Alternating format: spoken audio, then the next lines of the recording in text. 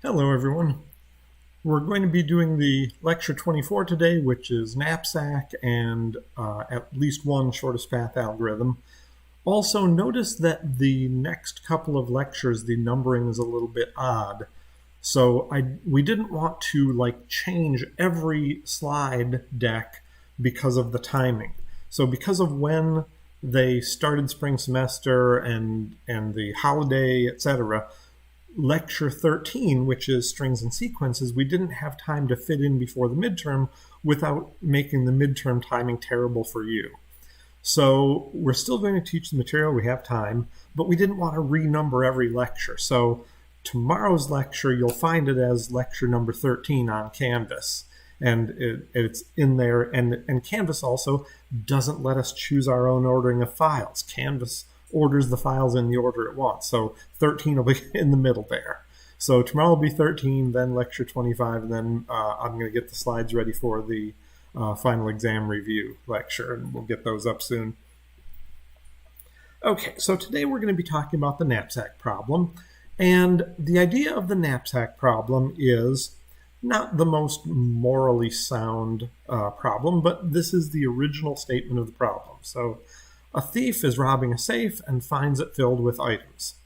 And items have a size or a weight. Remember when we talked about graph algorithms and limiting factors? So this is the limiting factor of the item. We can think of it as weight, we can think of it as size. It is the limiting factor, and the knapsack has a limited capacity. So we could try to be consistent today and say weight, although I don't know if the slides will let us stay consistent. Anyway, we've got all these items have a weight, and the knapsack will only hold a certain weight before it tears. And so, or we could say sizes. Yeah, I have a knapsack. It has a certain size, and there's certain things I can't fit in it to steal. So the thief can only steal what fits in the knapsack. If it doesn't fit, you don't get to steal it. Now, the thief's goal is to find the maximum value. So here's an example of a knapsack. So we've got a bunch of different items, and the top row is the item numbers. So we've got a bunch of different item numbers. Every item has a size, every item has a value, and we want to return the maximum value. Now, certainly we could return not just the maximum value, but also the selection of items. The problem is that makes the code a fair bit more complicated. It doesn't fit on one slide anymore. It would probably take 2 or 3 slides to show even the pseudocode. So we simplified the problem bit to just return the maximum value. Okay, so given those, there is several different variations on this theme of this problem. So one version of it, known as the 0-1 knapsack problem, you must either take an item, 1, or leave it behind, 0, or we could call it true-false. But this is the original terminology as stated in the problem. So the one set of constraints is that there is exactly 1 of every item, and you either take it or you leave it behind. Another one is that there is a finite amount of each item. Now, having a finite amount of each item and saying, like, this item, there are 3 copies of it, we could make that still a 0-1 knapsack problem just by duplicating columns of the table. So I could say, hey, item 6 is, oops, where's my pen? Item 6 is also size 7 and value 28. So now there are 2 copies of the same item. So that's not a very big change. It's just, we just allow duplicates in the list. Okay, another variation is there is an infinite number of copies of each item. Not really infinite, the safe isn't infinite size, but there's enough copies of each item that you would exceed any reasonable knapsack capacity before running out of copies of that item. The nice thing about that variation is you don't have to mark items as taken or not taken. You just grab another item, and that makes it easier also to write out the code. Another variation is fractional amounts of each item. So if, for instance, the base problem 0 or 1 would be, I find a small glass statue, and I can either take it or not. The fractional problem would be, well, if you break it in half, half of the statue is worth half as much as the original. Now, with most items, that's not true, all right? But if we found a large bag of very tiny diamonds, or better yet, gold dust, I could take any fraction of it without changing the value of what I take. So the value, I can take a fraction of an item, I can take all of it, I can take none of it, and we assume that you can go down to any size you want. So that is another variation on the problem. And like I said, we could use weight instead of size. It doesn't really matter which we use. I think the slides try to stay consistent with size. Okay, so when we try to solve this problem, there's lots of different ways we could try to solve it. So any problem can be solved by brute force.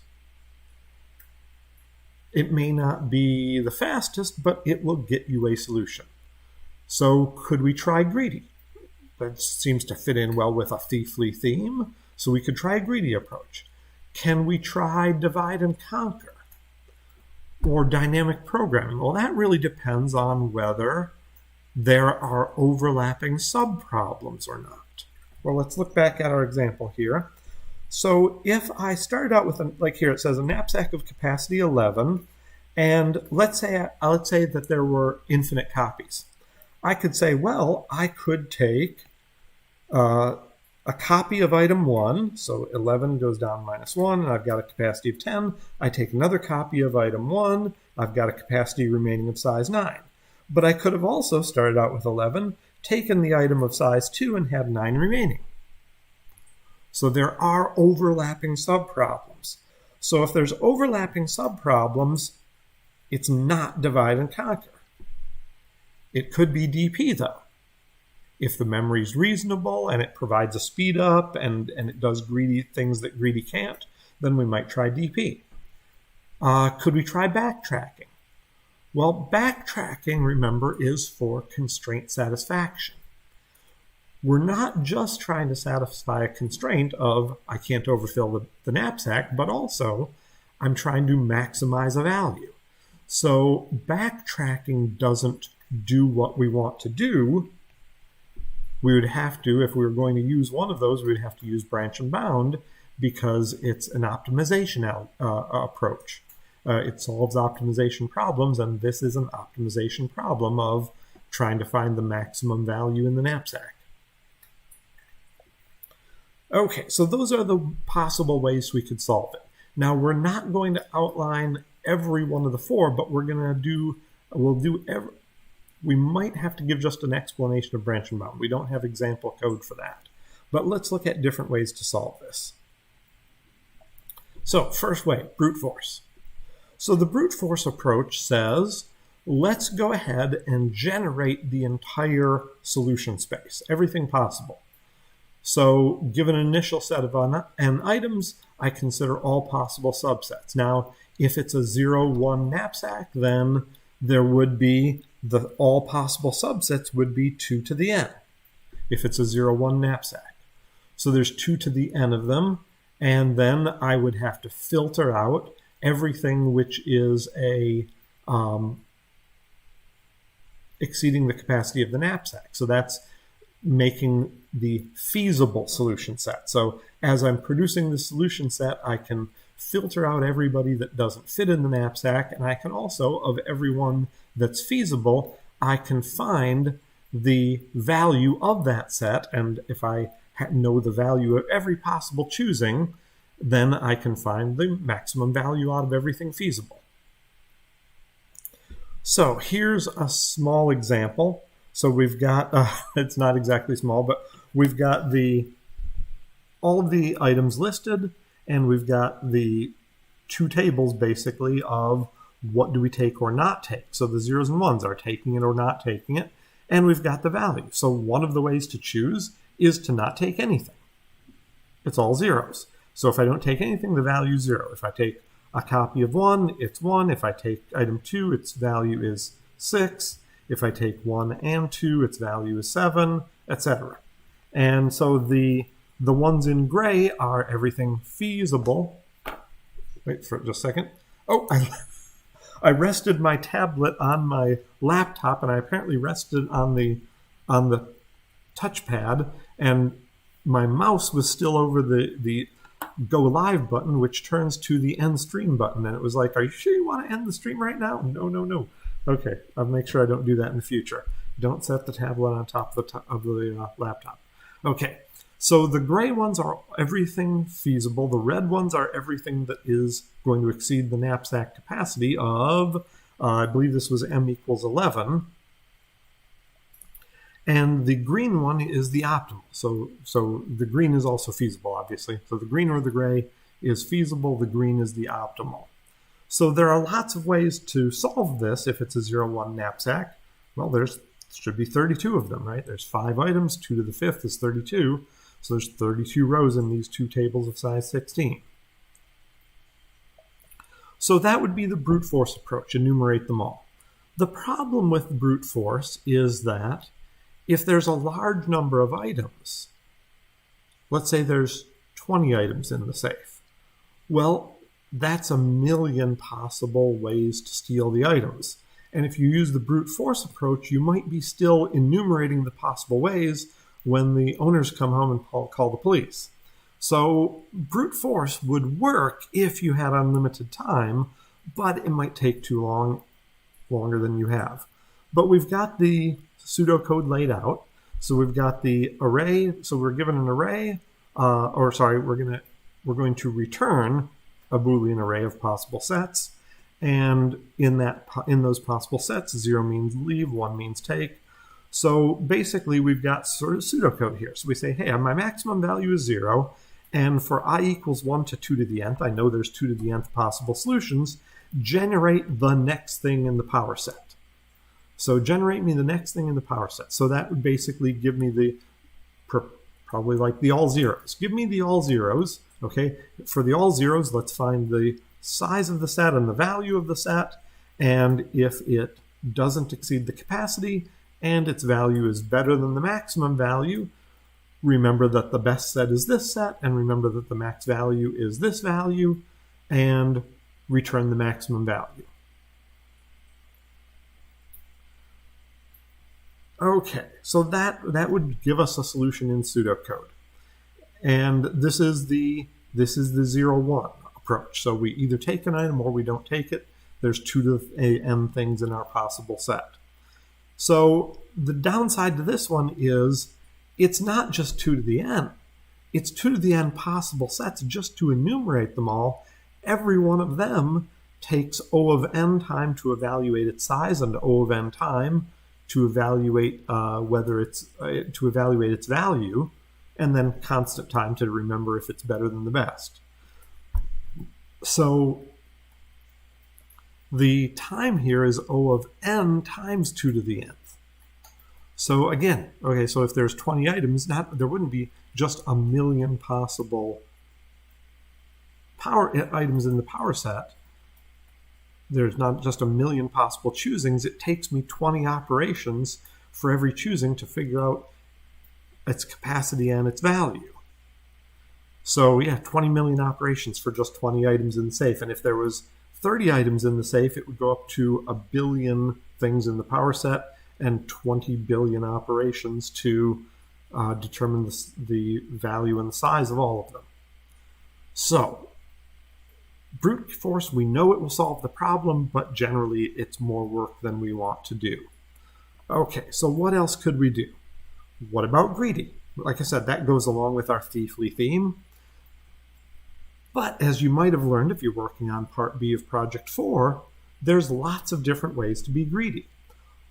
So if you say to us in office hours, well, I'm doing greedy, that doesn't tell us anything. Every heuristic to try to solve the traveling salesperson problem in under factorial time, all of them are greedy. They're just greedy in different ways. Do you mean greedy nearest neighbor? Do you mean greedy nearest insertion? Do you mean greedy furthest insertion? Do you mean greedy arbitrary insertion? Do you mean greedy Christophides algorithm, etc.? And by the way, don't do Christophides. It's too complicated and it's too big of a time complexity. So there's lots of different ways to solve problems. So if we're going to say greedy, we've got to say, how are we going to greedy? Well, as a thief, I might steal the highest value items first. Now, if that is true, I might take highest value items, but if they also have a high size, then I might fill up my knapsack to the point where there's a gap that I can't fill very well. So taking those items might limit what I can take. Okay, I could steal the lowest weight items first. Well, if the lowest weight items have low value, then I get low value, low value, low value, and then I get to the expensive items, but there's no space for even one of the most expensive items. So that might not work. I could say, well, what about the ratio? See, any way I do those, either one of those two is ignoring the other value. So how about if I go with the ratio, the highest value per size, and go with the ratio? Well, that won't work if high value, if the large items have a high density. Again, I might take the big ratio items and then leave a big gap that it's hard to fill with value, that only cheap items fit in that remaining space after the big items take up most of the space. So for these, we could potentially have a greedy approach that's not optimal. So let's look at some examples.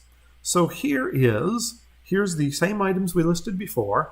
So we've got their sizes, we've got their values, and we added the ratios to this table so that we can consider all of them at once. So everything has a different size, everything has a different value, and they all have a different ratio. It turns out we invented this so that all of them are in the same order. If we order them by size or order them by value or order them by ratio, they're all the same ordering. And we also designed this to be problematic set. So for example, if the capacity is 11, what if I start saying, hey, let's take the highest value items first? Okay, so I've got a capacity of 11. I take away the item of size 7, and now I've got a total value of 28. I've got size 4 remaining. So now I can't take the item of size 6, can't take the item of size 5.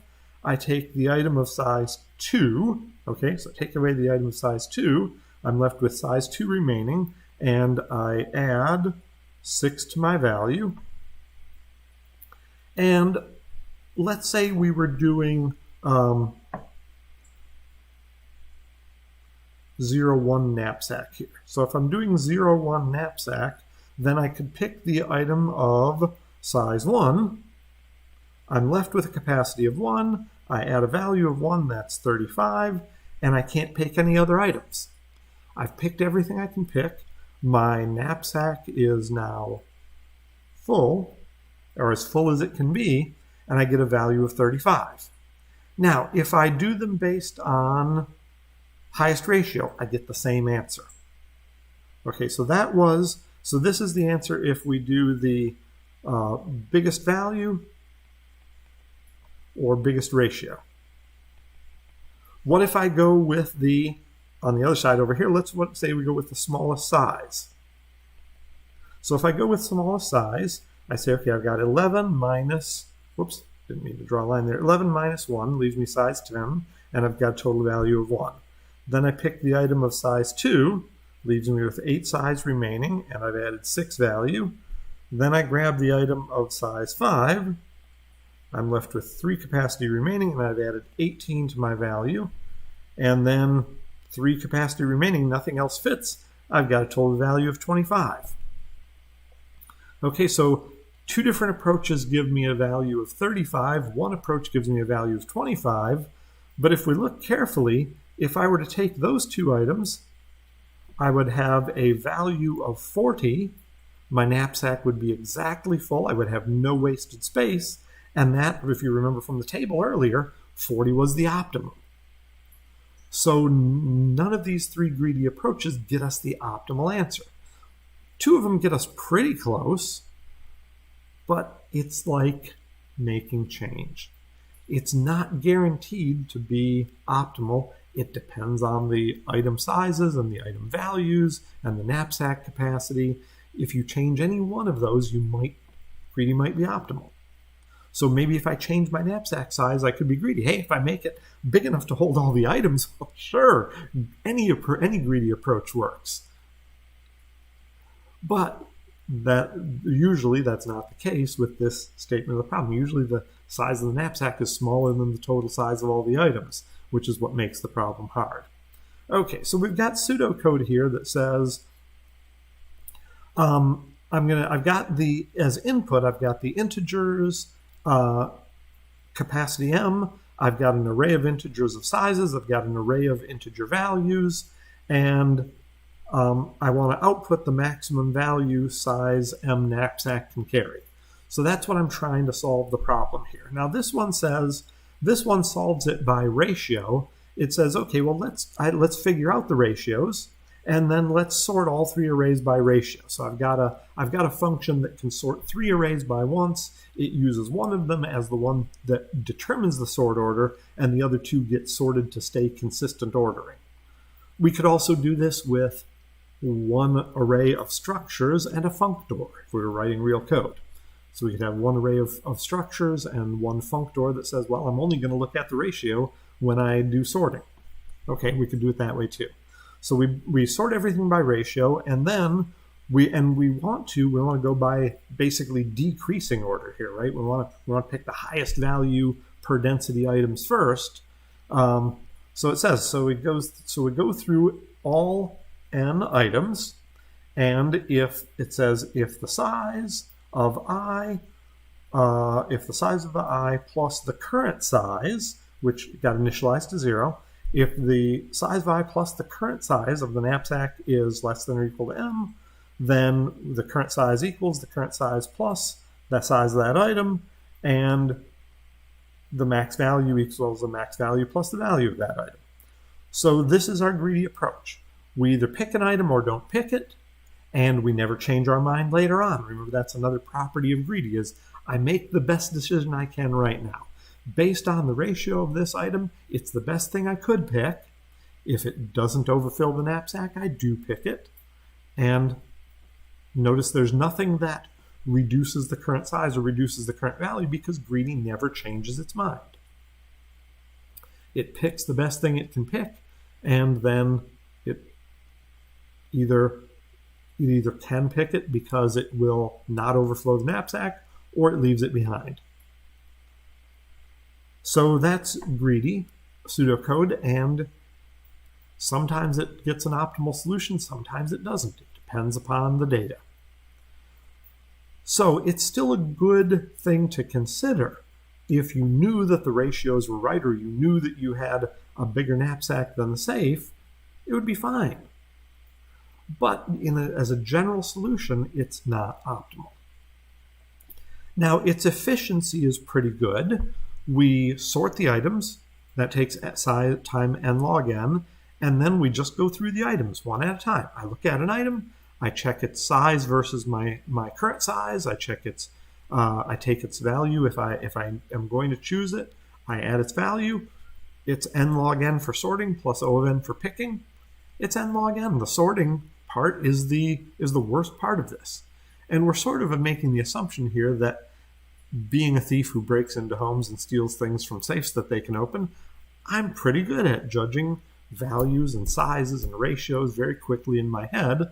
I can do that in constant time for each item, and then I've got a really good internal sorting mechanism. I can really sort items quickly. Maybe I lay them out on the floor and merge sort them or whatever.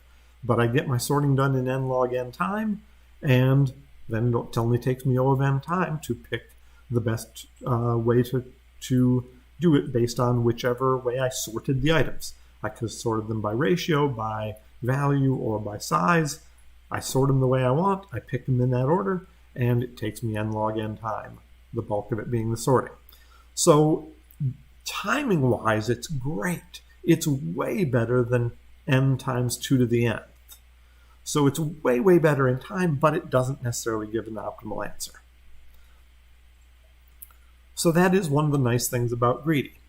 Well, what about if we said you can steal fractions of items? So what if I open it up and I see, hey, there's a bag of tiny little diamonds, there's a bag of gold dust, there's a bag of silver dust, and my knapsack is small. I can't fit all of these things in it. Which should I take? Well, probably the diamonds. Let's leave the diamonds out of it. There's gold dust, there's silver dust, and there's tiny little wafers that can be turned into 64 gigabyte flash drives. And it's just the wafers. It's not the whole plastic container that holds it. It's just a little bag of silicon wafers that can be used to make 64 gigabyte SD drives. Which one should I pick? The last time I checked, it was the 64 gigabyte SSD drives have a higher ratio than value per weight than gold. So that would be the one to pick if they were in there. But the nice thing about the fractional is, and I gave it away there, is what if we go back to the table here of ratios? Okay, I'm going to get rid of this since you can always rewind the video. Let's get rid of our markings, and let's say we were allowed fractional. Well, if I'm allowed fractional, then I gave it away like I said. If we do fractional, we want to go with ratio. I want to pick the highest ratio. So I take, okay, 11 minus 7 leaves me with capacity 4, and my total value so far is 28. And then I say, okay, next most valuable item, I'm going to take it. Oh wait, it doesn't fit. Well, I can take 2/3 of it, right? So if I take 2/3 of that one, that would be minus 4, would be a capacity of 0, and then my value would be 28 plus 22 times 2 divided by 3. Okay, so 22, that's 44 divided by 3, that's 14 and 2/3, right? Yeah, 14 and 2/3.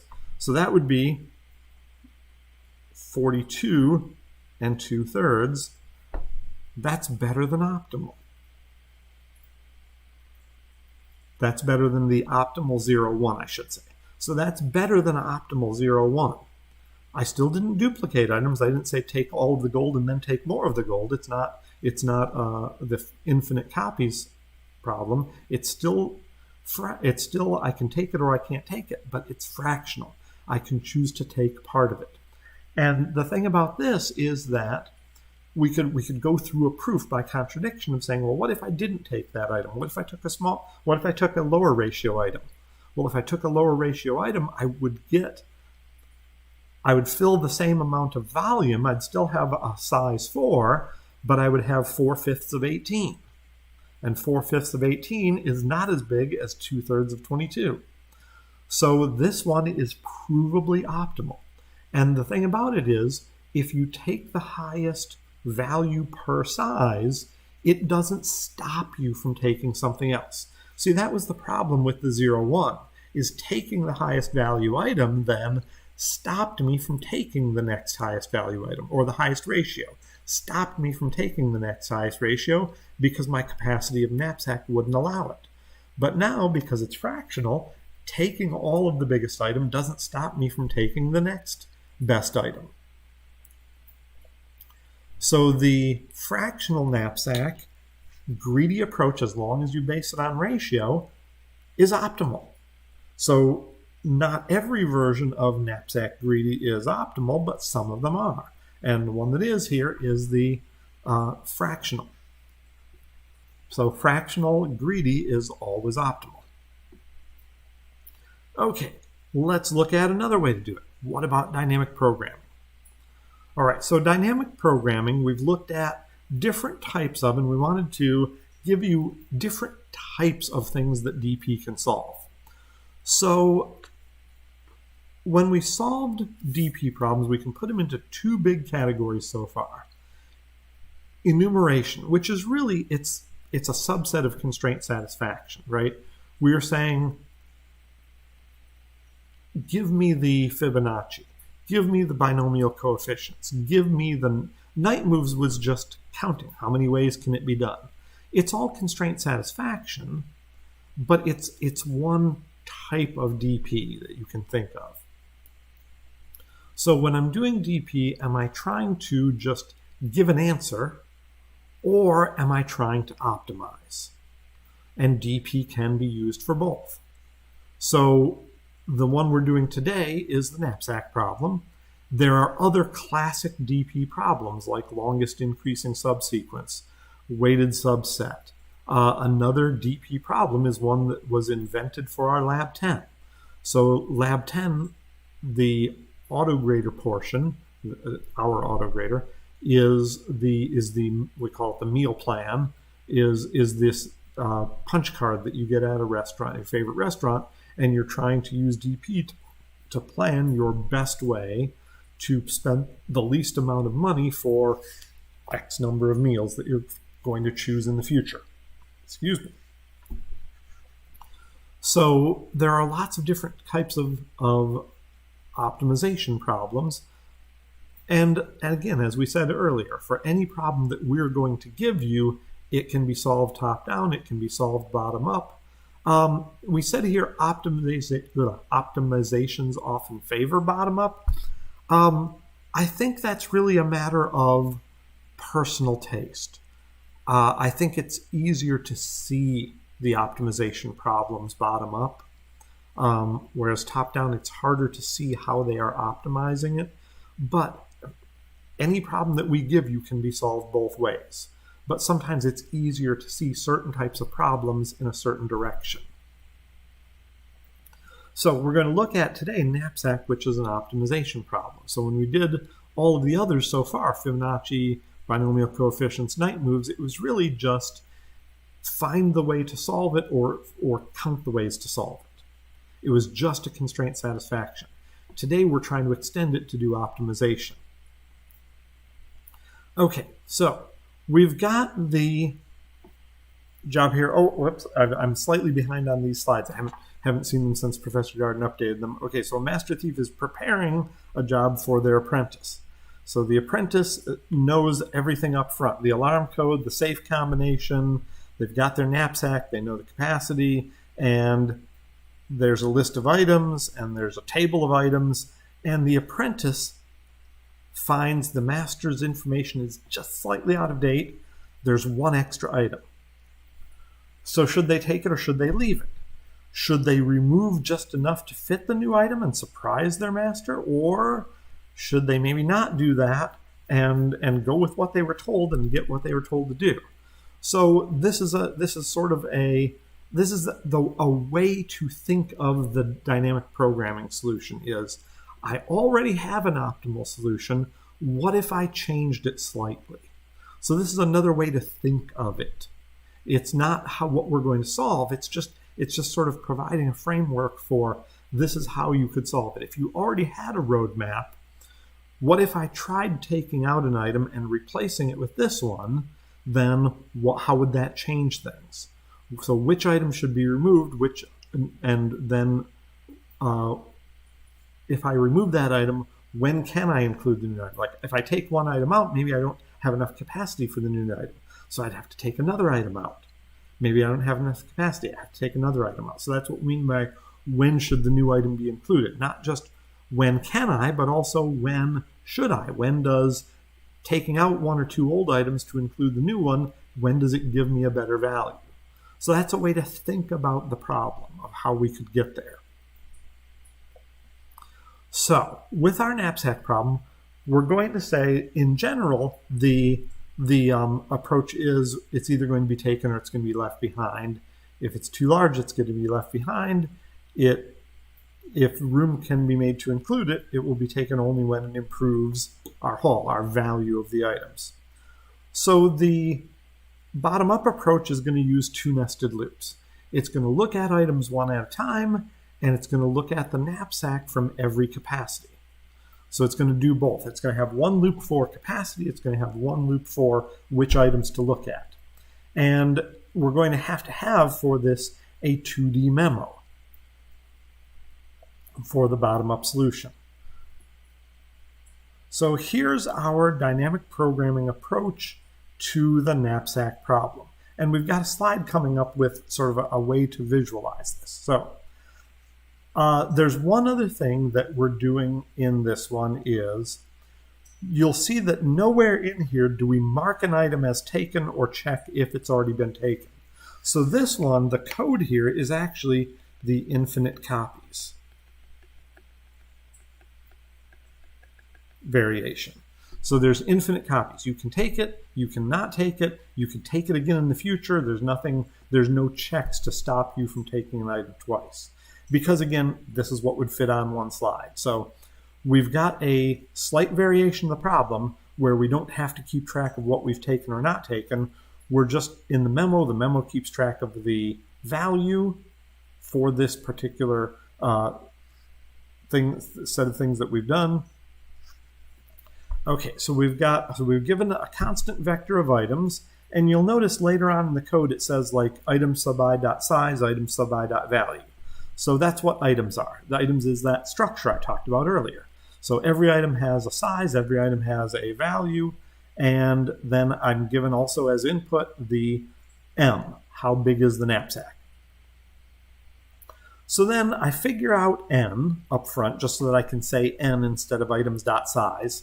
So I've got N declared up front as a constant, and then I create a two-dimensional vector, which is my memo. And this is one where we need the +1 notice because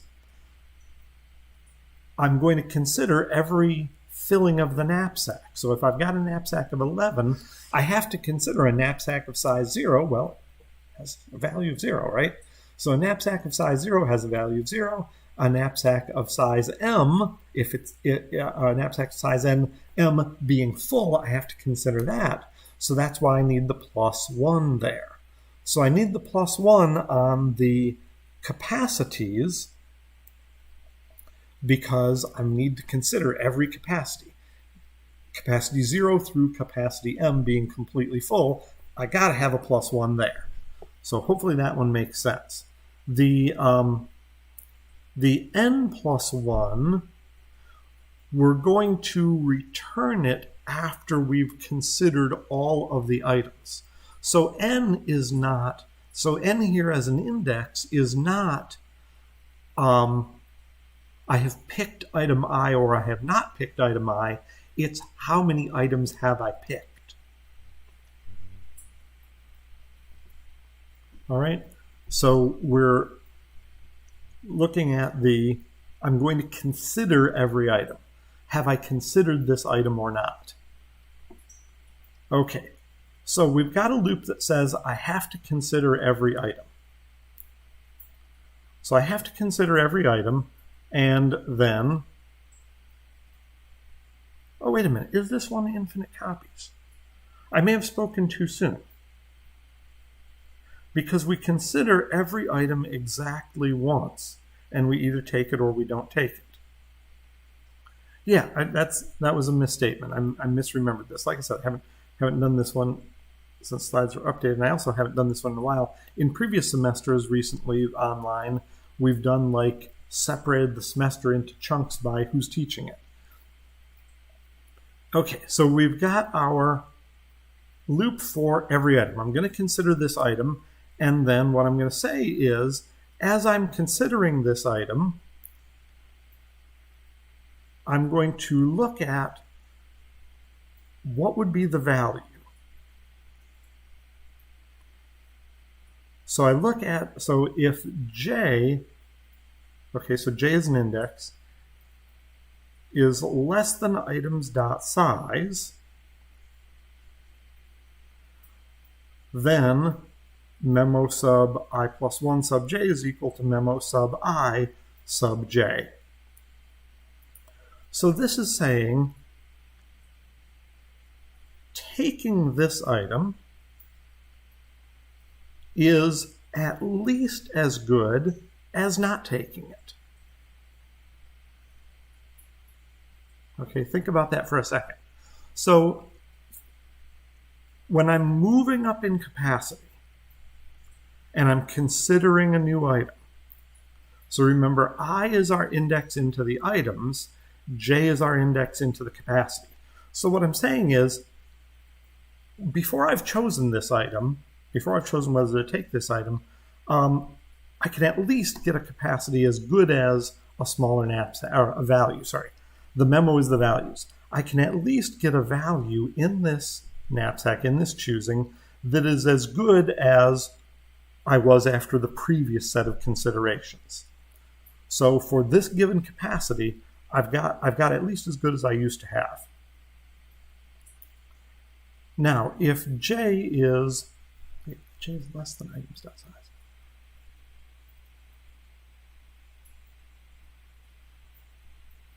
Okay, otherwise, then my memo at this point is going to be the maximum of what I had. So if basically I'm saying if, so remember J is my remaining capacity. So, sorry, not remaining capacity. J is the capacity I'm considering now. So if this item wouldn't fit, I have to go down to the smaller knapsack. This item doesn't fit, so my value would be at least as good as not picking this item. So if the item doesn't fit, I'm at least as good as not picking this item. Else, if the item does fit, then I take the maximum of what I had somewhere else in the memo, or what I had if I pick a different item. So I try to maximize my value. At every point I'm saying, well, I could, if this item doesn't pick, then go without picking it. But if this item would pick, I've got to take the maximum of either not picking it or picking it based on a lower capacity. So let's look at an example of this to make it a little bit more clear. Sometimes this lecture is hard to explain. It's hard to make that, to show you how to make that intuitive leap of making sense of this. So let's go with the example. So as I build up my knapsack, I say, hey, when I'm working on safe item 0, the knapsack, see, safe item 0, the knapsack size, item 0 doesn't exist. So, oh, that's why. So we got items have numbers 1 through 5. Okay, so item 0 doesn't exist, but it allows us to fill in the edge and say, hey, there is no item 0. It's the capacity is 0, value is 0 for everything. Okay, what about safe item 1? If I don't pick it, I get a value of 0. If I do pick it, I get a value of 1. Now, if I go up in knapsack capacity, I can't go any bigger because I haven't moved on to other items. So these just fill out as 1. So I'm saying, hey, if I pick item 1, but I've never picked anything else, I get a knapsack size. All my knapsack sizes have a value. So remember, in the memo is the values. I pick it, I get a value of 1, and then since I'm working on just item 1, I don't get anything else out of it. Okay, what about item 2? Well, for a capacity 0, I can't pick it. For a capacity of 1, I can't pick it, but I can at least do the previous one. I can at least get that much. So if I can't pick item 2, I can at least get as much as picking item 1. Now, when I go to this one, I say, okay, oops, I went too far. When I go to this one here, I'm trying to say, well, what could I do?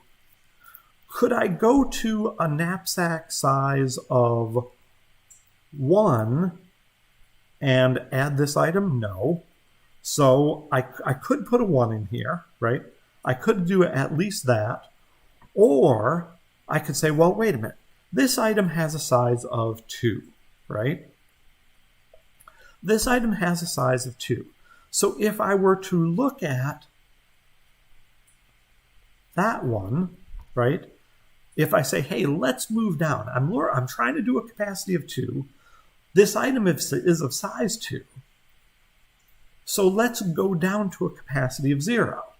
Let's go down to a capacity of 0 with the previous item, go down to a capacity of 0 with the previous item, and add this item to it. So I could either take a value of 0 plus 6, this item's value, so I could either do 0 plus 6 to get here, or I could go 1 plus don't pick it to get here. Those are my two ways to get here. So some things are edge cases. There's only one way to get there. You pick it or you don't. But now when we're in the middle, we're saying, well, I could either not pick it and get the thing above me, or I could go down to a lower capacity, get the lower capacity plus the new value would give me a value of 6 there. So that's how 6 got there, is, let me clear the markings. So I said, let's go here and don't pick it. So it's that plus nothing, or it's this one plus 6. The value of picking it versus the value of not picking it. That's my two ways to get here.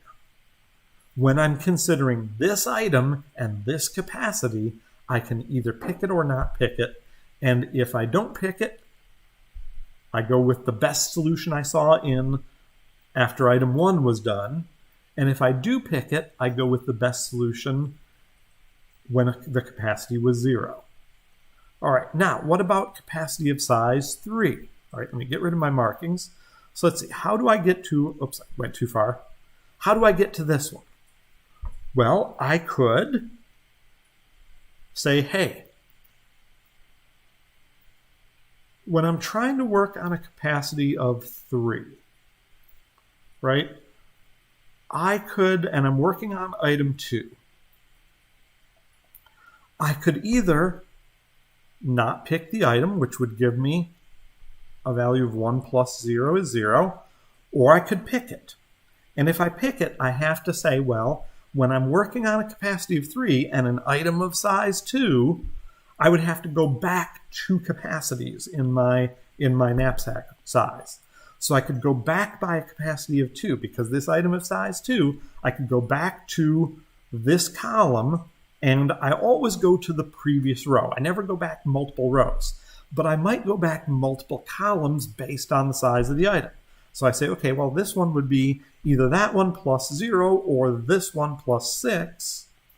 Let's go with 1 plus 6 is 7 is better than 1 plus 0. So I've always got 2 choices. Don't pick it or pick it. If I don't pick it, I take the previous row's max best value ever seen. And if I do pick it, I go back the right number of columns for this item size and put it in there. Now, everything beyond this, I can't improve upon it. Once I get 7, it's 7's all the way out, because all of my choices, they're the same choices. I either pick 1 plus nothing or 1 plus pick it and 6. I get 7 all the way out. Okay, next row. Next row. Knapsack size 0 is 0. There's nothing to do there. Knapsack size 1, I say, well, I could take the previous value. Let's go back to item 1. I think I sort of glossed over this on the previous row. So when I'm working on capacity 1, I could say, well, I could go to the previous row and get a 1, or I could go to the previous row with 1 less, sorry, I'm working on safe item 3. Sorry, I'm working on safe item 3. That's why I glossed over it. So with safe item 3, a capacity of 1, it doesn't fit in there. See, so capacity 1, the item number 3 doesn't fit in there, so I just pick a 1. Capacity 2, it does not fit. So I just go with the best in the previous row, which is 6.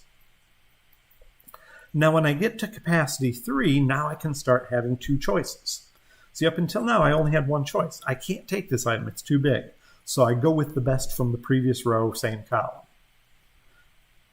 Okay, so now that I'm working on size 3, I say, well, I could go 7 plus 0, don't take it, or I could go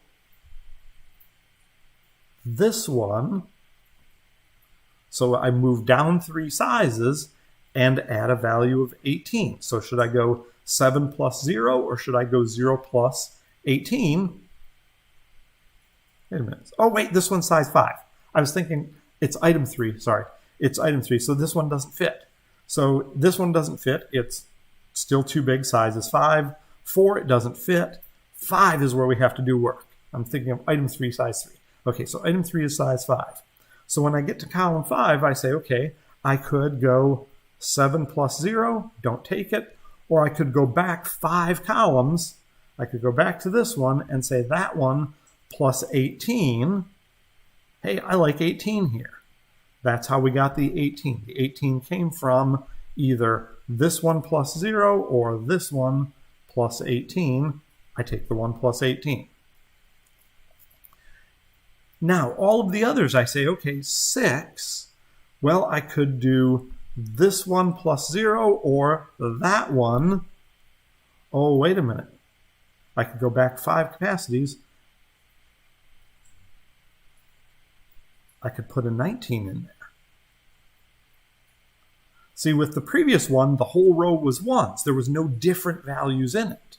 But this one, because there are different values, they're not all the same. So I say, okay, I could go 7 plus 0, or I could go 1 plus 18. That's my 19. So I could go 7 plus 0 or 1 plus 18. That's my 19. Okay, let's clear it out before we move on. Okay, the next one, size 7. I could say, well, I could do 7 plus 0. Don't take it. Or I could go back 5 capacities to capacity of 2 and say 6 plus 18 is 24. I pick 24. Okay, and from here on over, it's all 7s. So I got to do one of these. So I say, okay, well, I could take 7 plus 0, or I could go back 5 sizes to a capacity of 3, and I could take 7 plus 18 would be 25. Okay, now that it's 7s all the way over, all my choices are the same. It's 25 all the way over from there. Okay, new row. Okay, so new row. Capacity of, knapsack size 0, the item 4 does not fit. So I go with what's in the previous row. Item 4 doesn't fit, previous row. Item 4 doesn't fit, previous row, previous row, previous row, previous row. Okay, now I've got, so item 4 is a capacity, is a size of 6. So now that I'm up to a capacity of 6, I could say, well, I could take 19 plus 0, or I could go back all the way to a capacity of 0. Remember, this is item size 6, so I could go back 6 capacities, take that one, plus 22. So should I pick 19 plus 0 or 0 plus 22? Let's go with the 22. That sounds good. All right, so for each of these, we do the same thing. I could take 24 plus 0, or I could go back 6 capacities. I could do 1 plus 22. Well, 1 plus 22 is 23. That's not better. Previous row has the best at this point, 24. All right, clear out my markings here. All right, at a capacity of 8, I say, okay, I could go with 25 plus 0, or I could go back 6 capacities to a capacity of 2. I could do 6 plus this item's value of 28. Hey, that 28 is better than the 25. Let's go with that one. All right, let's move over a column. Well, now I'm into all 25s. These choices are all the same. I pick 25, or wait, no, the columns aren't all the same before it. The 25s being the same don't allow me to fast forward. I almost skipped ahead. Okay, so 25, I could go 25 plus 0, or I could go back 6 columns, 7 plus 22. Ooh, 7 plus 22, that'd be a 29.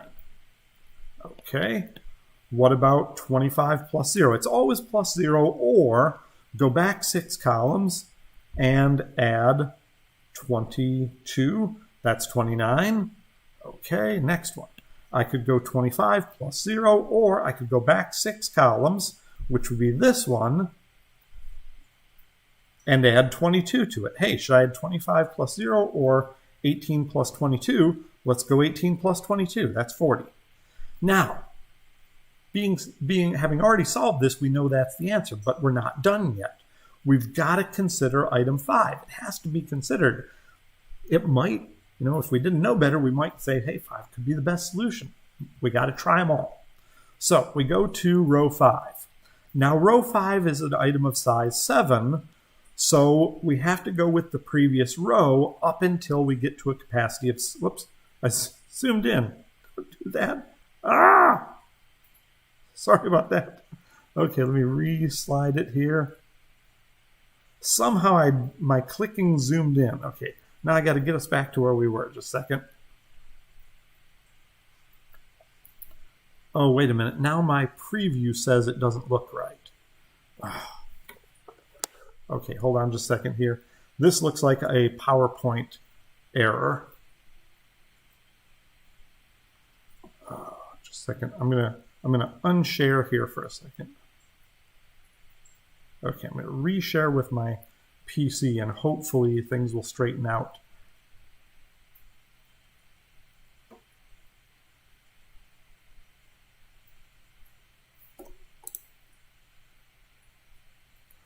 Apparently I have to be careful about double clicking because sometimes double clicking means zoom.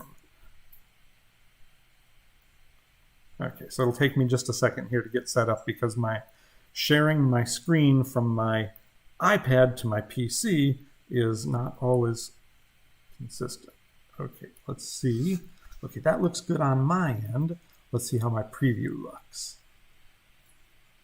Okay, preview looks right now. Sorry about that. I'll have to figure out later what I did to zoom in and not do that again. Okay, I'm just fast forwarding to get to our bottom row here. Okay, okay, so here we are. So now we're working on item 5. Item 5 has a size of 7. So until we get to column 7, we have to take the previous row's value. It's the only thing we can do. We can't say, hey, I could choose a size of 1 and don't take it, or a size of -6 and do take it. Well, nope, that doesn't work. So up until column 6, it's always the previous row. So now we can consider different ways to do it. I can say, okay, I could go 24 plus 0, or I could go down 7 capacities. I could say 0 plus 28. Ooh, well, go down 7 capacities, 0 plus 28, that's better than 24 plus nothing. I could get a 28 just by picking that one item. Hey, that's the best way to fill a knapsack of size 7. Okay, what about a knapsack of size 8? Well, I could do 28 plus 0, or I could do 1 plus 28. Hey, that's 29. That's better, right? Well, and then capacity 9. I could do 29 plus 0, or I could go back 7 capacities to 6. I could go 6 plus 28. Hey, that's 34. That's a better way. So I'm finding better ways to fill up knapsacks of different sizes. So even though we already know 40 is the best possible for size 11, we did not already find the best way to fill a knapsack of size 8 or 9. Okay, what about size 10? Size 10, I could either go, whoops, sorry, went too fast, 29 plus 0, or down 7 capacities, 7 plus 28 is 35. Aha, found a better way for that one. 35 is the best we can do in size 10 knapsack. Now we get to size 11. I could either go 40 plus 0, or I could go back 7 capacities to this one, 7 plus 28. So I could do either 40 or 35. We pick the 40. And when we're done, the last row, last column has to be the best possible value. So that's what we return, is the last row, last column.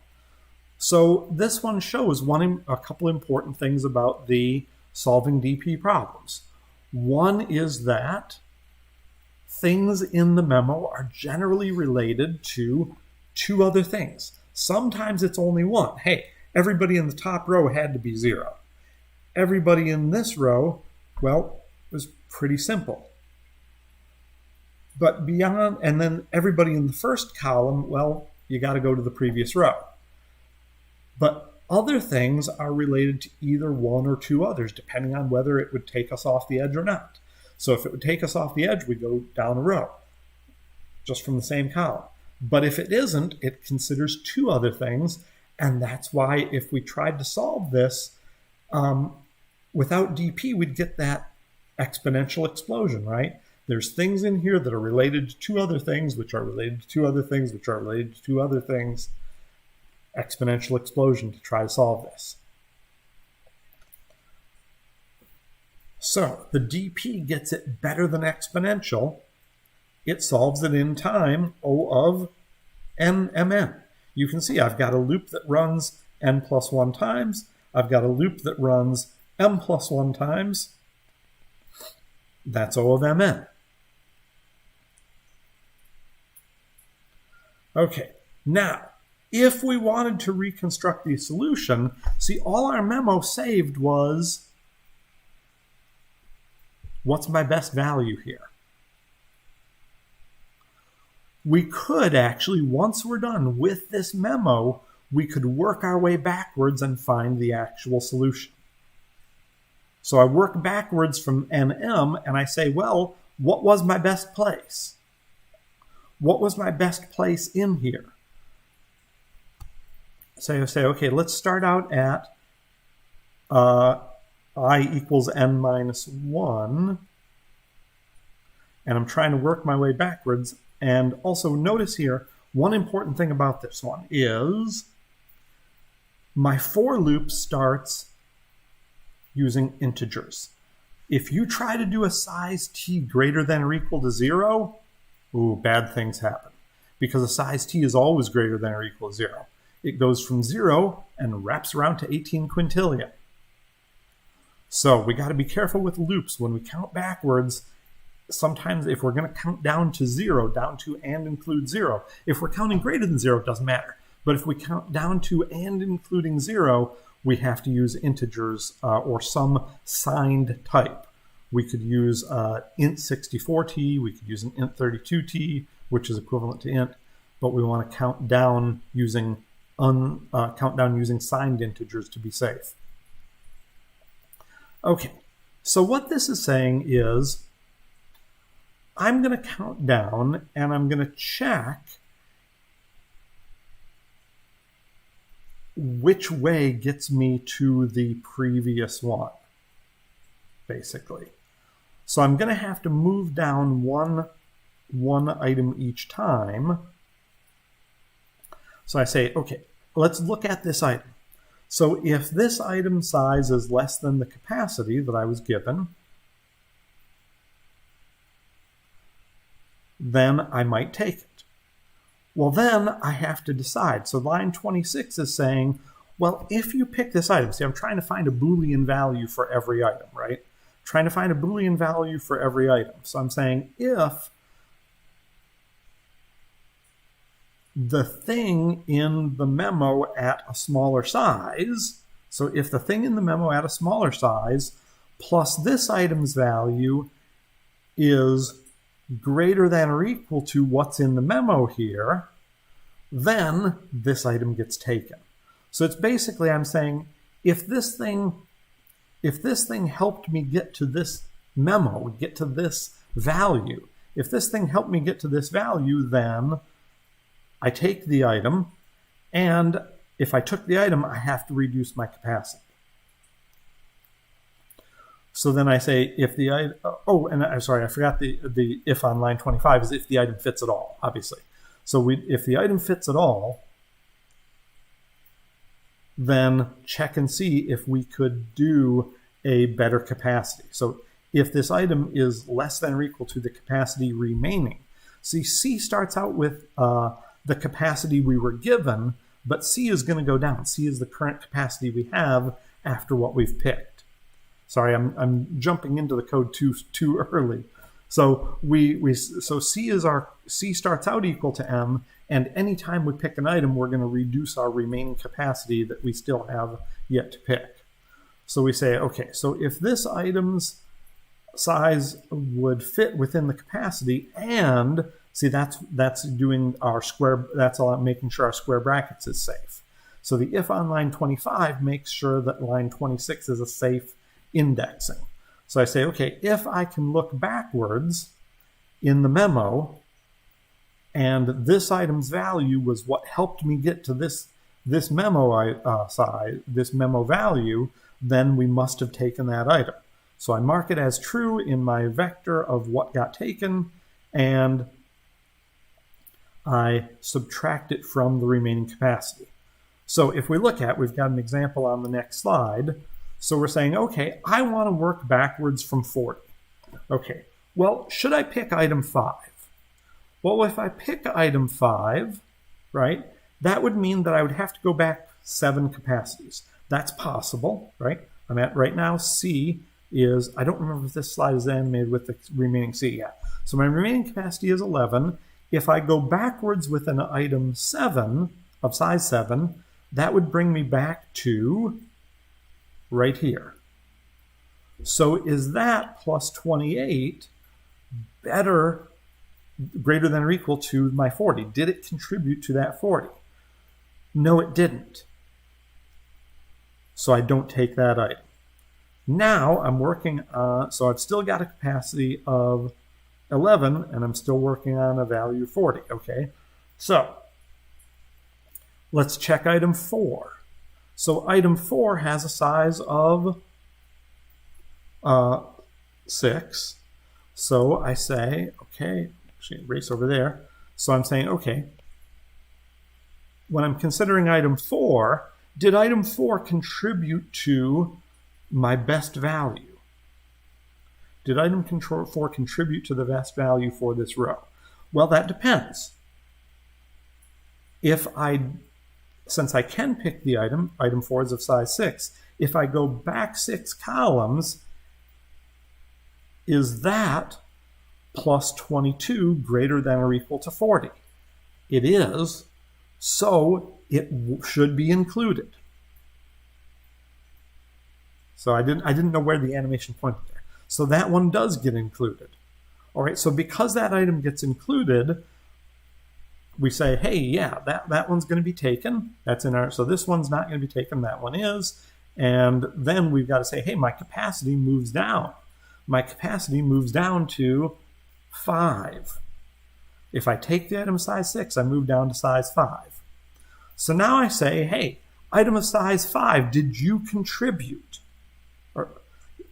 Or really, I'm working on item 3. I'm working on item 3. I say, item 3 is size 5. Did it contribute to that memo? Well, if I had picked it, if I had taken it, it would have been 0 plus 18. Did 18 contribute to that value? Yes, it did, so I did pick it. My remaining capacity is now 0, and now we just say, oh, well, no, those didn't get picked.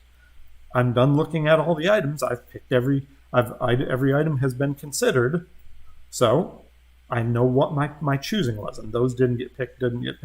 Remember, we initialized, I glossed over that, we initialized this vector to say, hey, they're all false.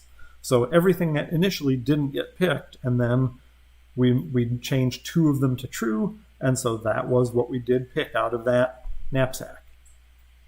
So the DP didn't remember what it had picked, but we could reconstruct it after from the values. Okay, what about, whoops, I misremembered. Okay, so dynamic programming. So we've got the dynamic programming solution, which is, whoops, that's reconstruction. We've got the dynamic programming solution, which is the bottom up. It's also possible to do this top down.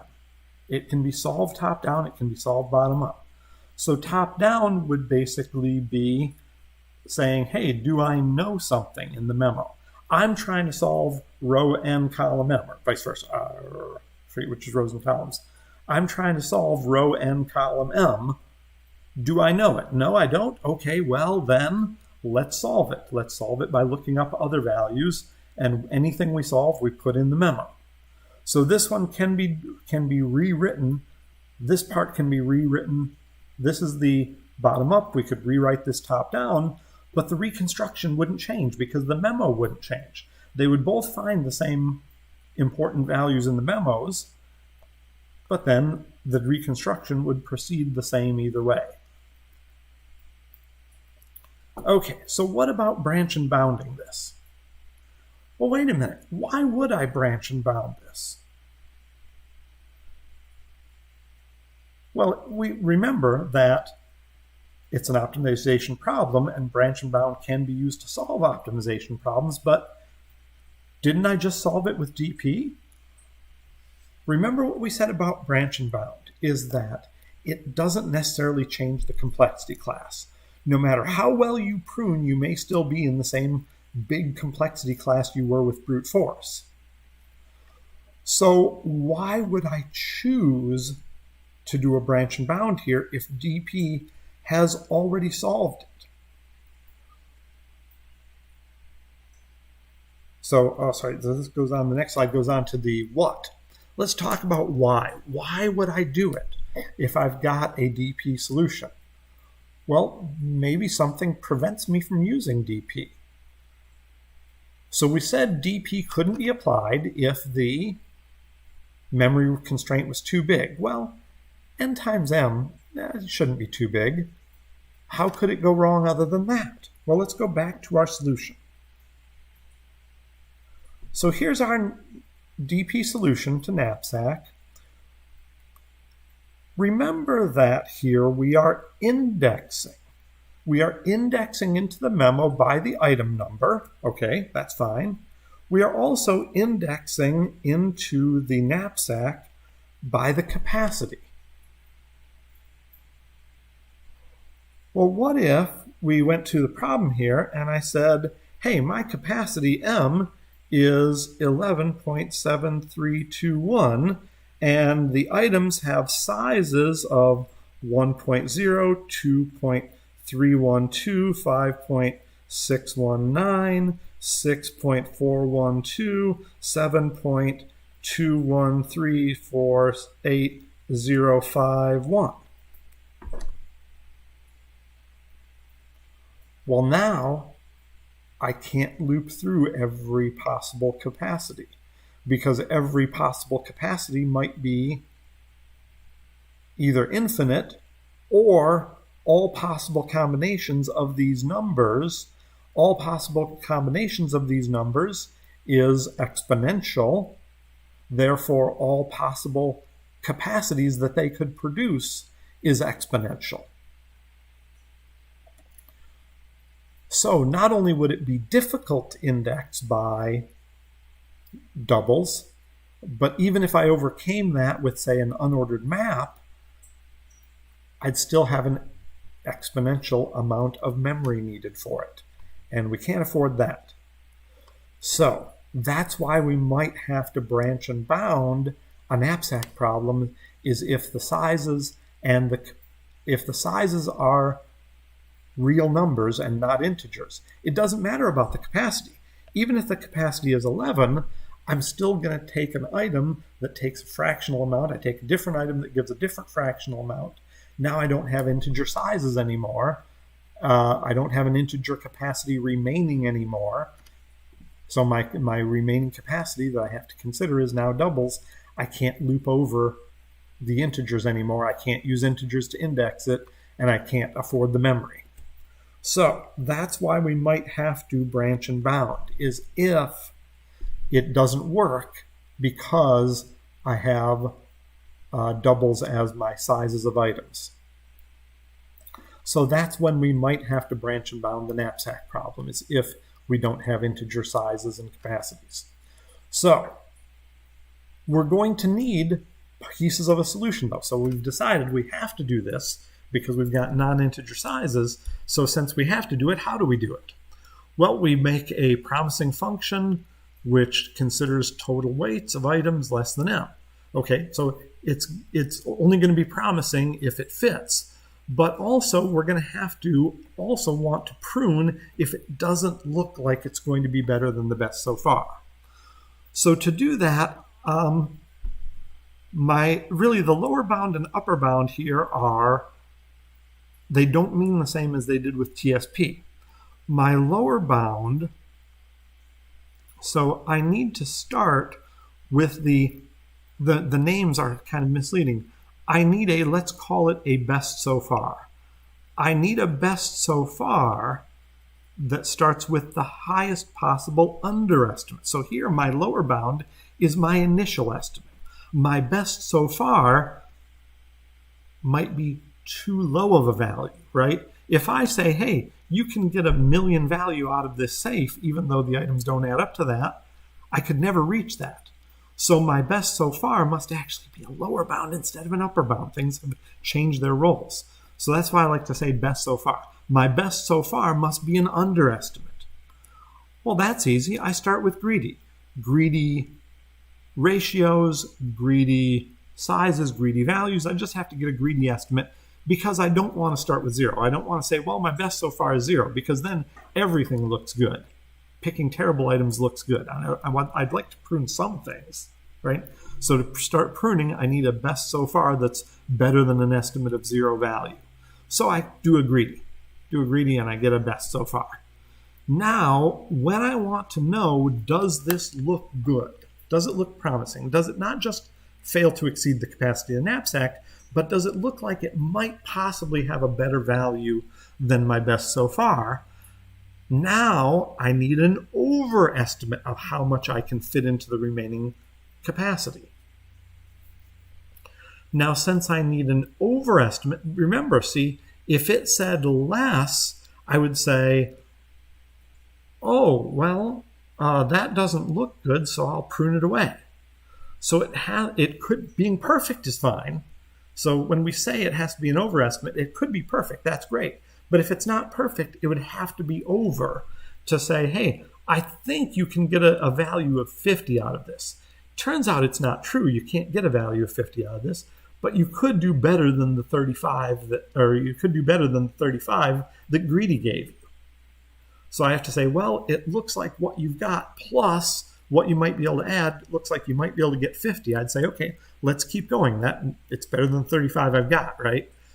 But if it said, I think you can only get 32 out of this, I'd say, well, that's not better than the 35 I've got so far. Let's not go down this path. Hey, maybe I just pruned away the best solution. So we need an overestimate of what could fit in the remaining space. Hey, we could use greedy fractional for that. So we're going to prune it if it doesn't fit, and we're going to prune it if it doesn't look like it's better than the best so far. Okay, last thing we're doing here, and we're running out of time, and so we're going to go over a bit today. Sorry about that. I spent a little bit too much time on the example, I think. I should have let you do the example yourself. But anyway, we're going to look at shortest path, and we're going to look at Dijkstra's algorithm. So Dijkstra's algorithm is going to find a shortest path between places. And we could be optimizing for distance or time. We could be optimizing for stoplights. We could be saying, hey, let's minimize the number of Krispy Kremes I go past because I just can't resist it. So let's not go past any of those if we can avoid it. We could be doing travel via airports, via fares, or actual distance or travel time. We could be solving lots of different problems here. But the basic statement of the problem is always the same. So I've given an edge-weighted graph, V and E, and C is the weight or the cost of connecting those two vertices. So I've got a function that will tell me what is the cost of connecting these two vertices, and a path is a non-empty sequence of vertices, V1, V2, blah, blah, up to Vk. And so a weighted path, and you might be discovering that you're having formulas like this for project 4, parts B and C. You might be calculating sums and saying, hey, the cost of a path is the cost of all of the costs of all the edges in that path. So a path is a sequence of vertices to get from vertex 1 to vertex some other vertex, and then the weighted path is given by the cost of all those edges. So that's what the weighted path length is. What we're trying to do is say, hey, if you give me an edge-weighted graph and two vertices, some start vertex and some destination vertex, I want to find the path that starts at VS, ends at VD, and has the smallest weighted path length total. So that's the problem we're trying to solve.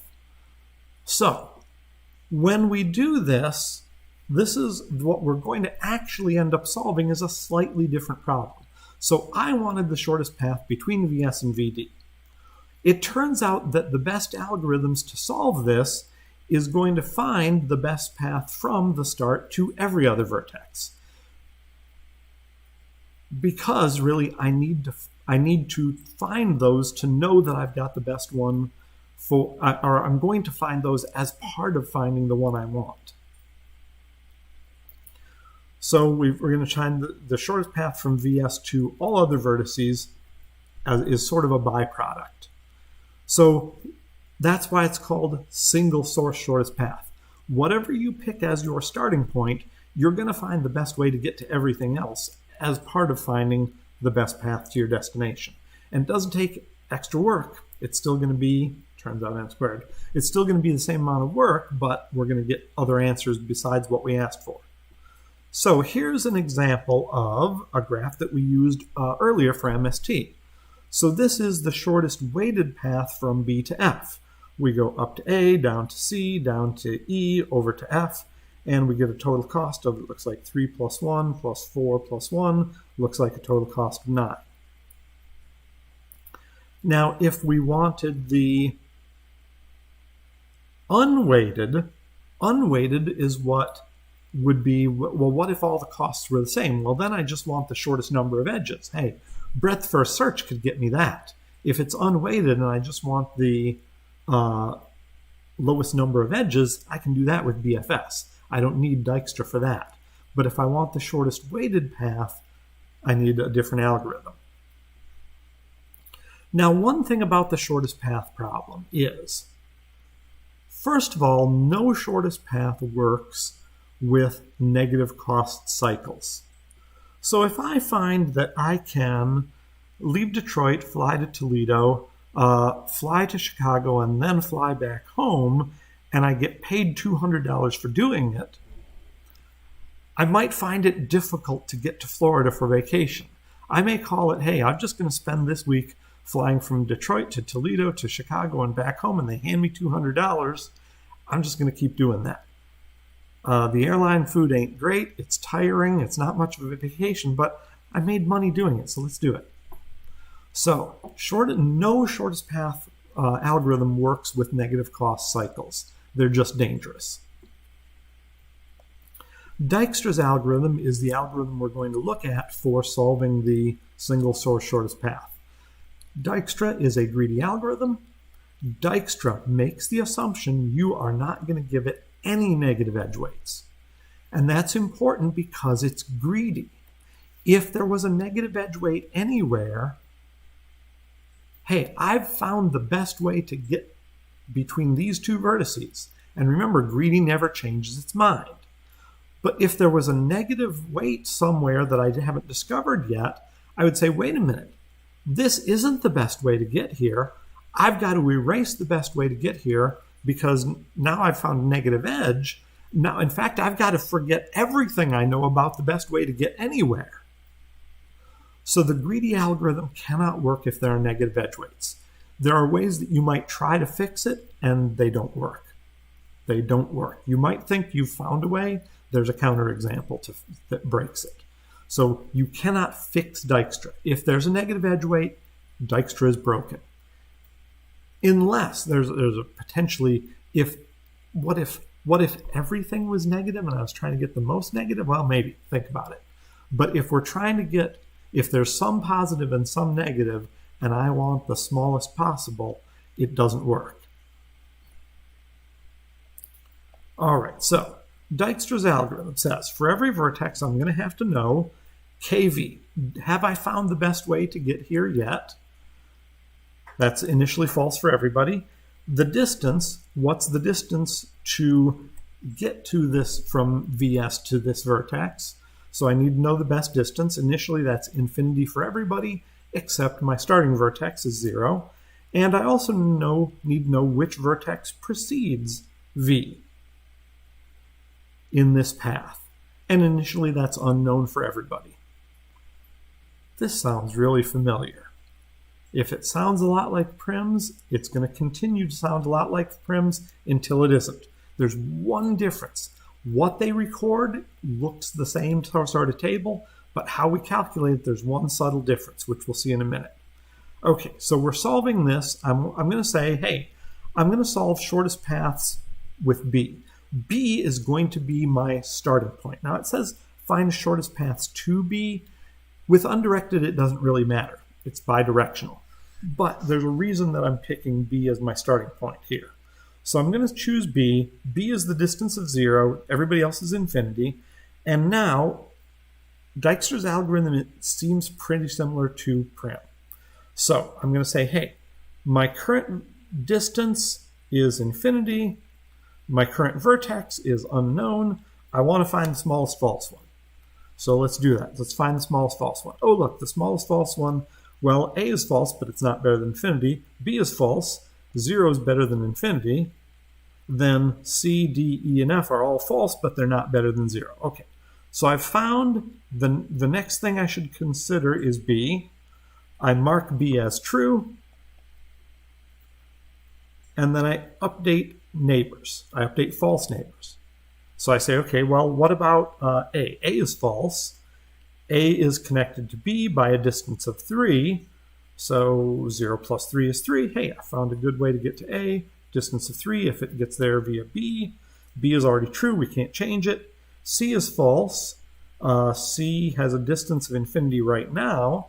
0 plus 5 is 5. Hey, that's better than infinity. Let's use B to get there. D is false. And B to E is infinity. That's not better, not better, not better. So we found all the ways to get to B. B is now true. And we found better ways to get to A and C. So now we go back through our steps. Step 1, find the smallest false one. So my current distance is infinity. My current vertex, I don't know. Let's find the smallest false one. A is false, it's 3. That's better than infinity. B is true, can't consider it. C is false, but 5 is not better.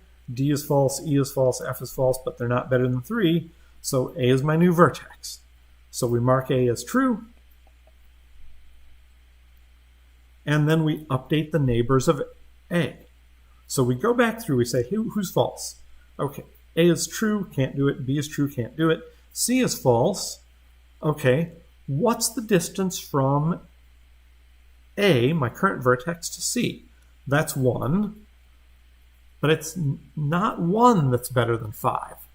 It's 3 plus 1 is better than 5. Notice, if you were paying attention a minute ago, I said, what about 0 plus 3? What about 0 plus 5? Here's where it differs from prim. It's plus the current distance plus the new edge. So A to C is 1, 3 plus 1 is 4. 4 is better than what's in the table. I've found a better total way to get from B to C.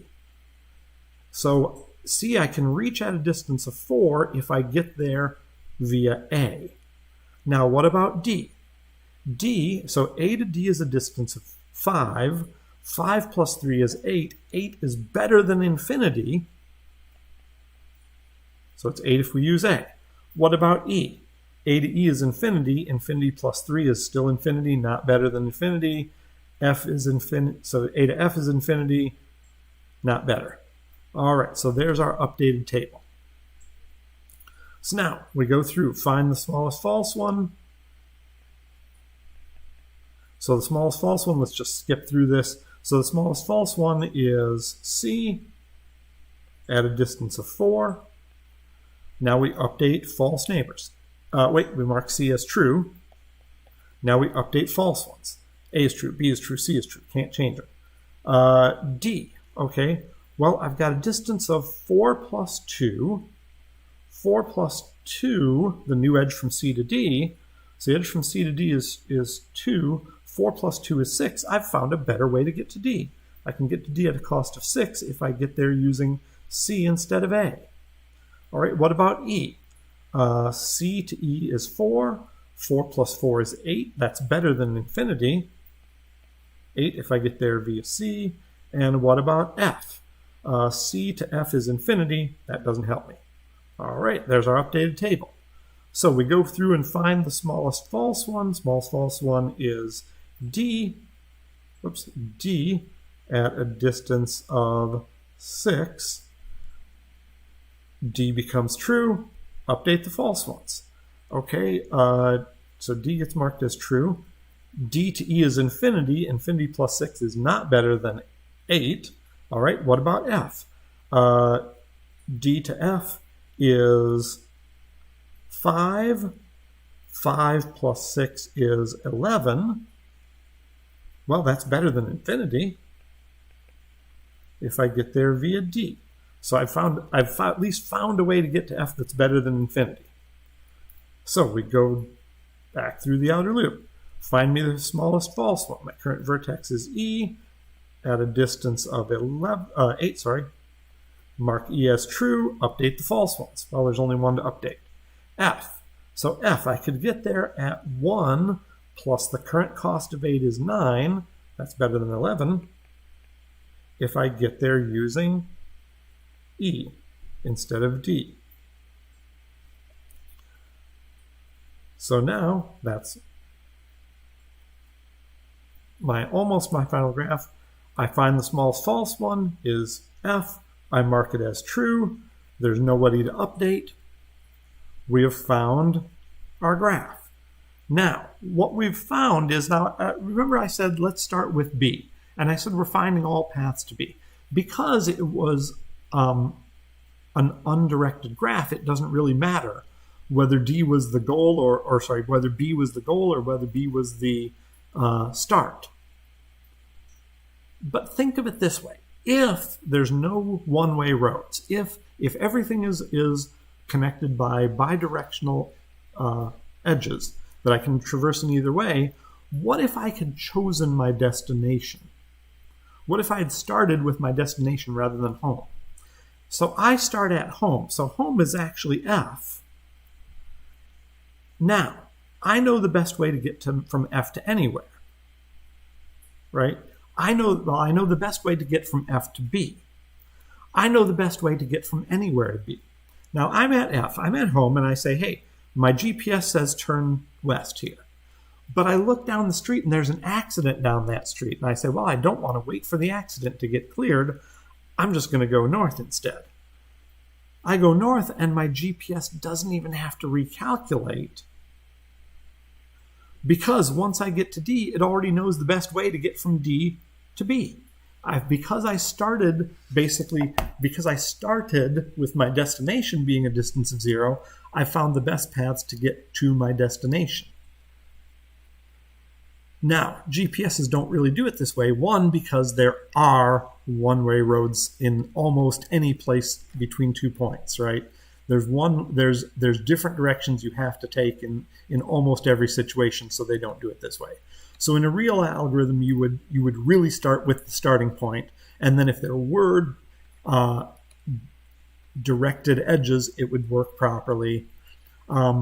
Also, you would have to make it more complicated than this. You can't say, how do I get from my home in Ann Arbor to this address of a restaurant in Los Angeles? You can't have every intersection in the U.S. considered. So what they do is they first of all, or forget the U.S., the world. I wouldn't want to consider every city in the world. So even if I'm driving it, what it does is they do things like they draw an ellipse and they say, okay, we're never going to go outside of this ellipse. That would be bad. It would be too long of a path if we go outside the ellipse. Then it says, well, let's if you didn't check the box that says avoid highways, it says, well, let's just get you to the nearest highway that will get us to there. Let's just block this route out with highways. What highways are the best? Then let's get you to a highway. Let's get you from the highway to the restaurant. Done. So the real GPS is much more complicated than this, but it gives you an idea of how the basic parts of the algorithm have to work. This is how the ends have to work. How do I get from home to the selected entrance to the highway? How do I get to from the selected exit of the highway to the restaurant? So it has to work like very similar to this at the ends, but the guts of it are more complicated. Now, Dijkstra's complexity, we can use O of V squared. We use simple nested loop implementation, a lot like prims. The only difference between this and prims is the cumulative cost. I don't say, is this edge better than what's in the graph? I say, is this edge plus the current distance better than what's in the table? So instead of, is this edge better than table entry, it's, is this edge plus current better than table entry? And if it is, we update the table entry the same way. So we could do this with a nested loop implementation. We could use binary priority queues to do it in E log V time, same analysis as before. And there's also CLRS if you want to pick that up or find an electronic version of it, you can look at it in there. So the complexity of it is basically the same as before. This slide is the same as before for the setting up the complexities of 1, V, 1, 1, 1, inserting into an empty PQ.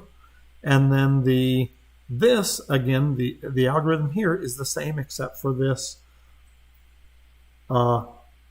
table entry plus distance.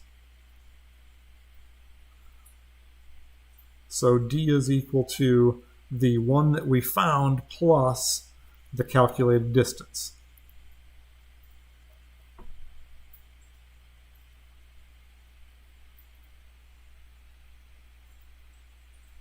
So we're calculating the new distance here. We're saying, hey, let's calculate the new distance as a sum instead of just looking it up. So if that sum is less than what's in the table, update what's in the table.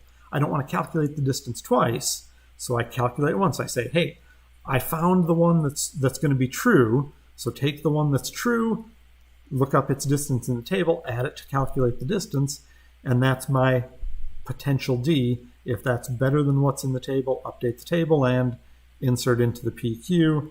And the complexities here are all the same as before. Oh gosh, I just did it again. Okay, so now I need to figure out how I undo my zooming. Okay, there we go. Didn't disturb it. I gotta be careful when I slide that I don't make it think that I want to zoom. I only used one finger, but it thought I had used two to zoom in.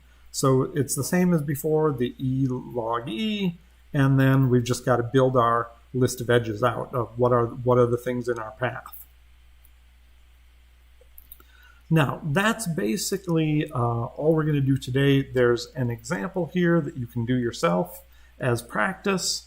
And then there's just one more thing here, which is if we wanted to do all pairs, shortest paths, we could just take what we know. We've got Dijkstra, we run it V times, and I would have V different Dijkstra tables. So they're not prims tables anymore, they're Dijkstra tables. So I'd run it V different times with V different ones initially set to 0. So I'd run it with different sources. I'd run it all V times. Now there's other solutions. There's Floyd-Warshall is the algorithm for dense graphs. There's Johnson's algorithm for sparse graphs. They don't gain us anything in complexity over running appropriate Dijkstra V times, but they do, oh actually, no, Johnson's does save us time, but they also aggregate all the results in one place. Now the rest of these slides have Floyd-Warshall. You don't need to know it. We're not going to ask you even the name of it on the exam, but we hated to delete perfectly good slides. So if you ever need to know how Floyd-Warshall's algorithm works for solving all pairs shortest paths on a dense graph, it's in here. Okay, sorry we're a bit over today. We're going to have to rush some lunch and get to Prof's hours.